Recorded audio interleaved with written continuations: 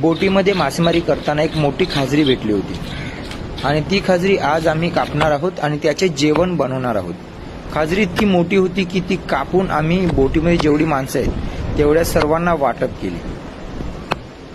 मस्त मोठे मोठे पीस केलेत आणि आता आपण जेवण बनवण्यासाठी सुरुवात करणार आहोत. मसाला शिजवल्यानंतर खाजरीचे पीस मसाल्यामध्ये शिजवायचे जेणेकरून मसाल्याची चव खाजरीमध्ये शिरेल. आता थोडासा पाणी घालून आपण रस्सा तयार करणार आहोत. चवीनुसार आता मीठ टाकायचे आहे आणि फ्लेवर येण्यासाठी थोडासा कढीपत्ता आपण जेवणामध्ये टाकणार आहोत.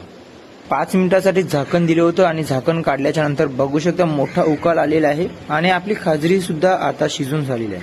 मस्त वारा सुटलाय. आज जेवायला खाजरीचा आंबट आहे, त्याच्यानंतर गाबोली फ्राय आहे, कांदा आहे, लोणचं आहे. आजची दावत एक नंबर आहे.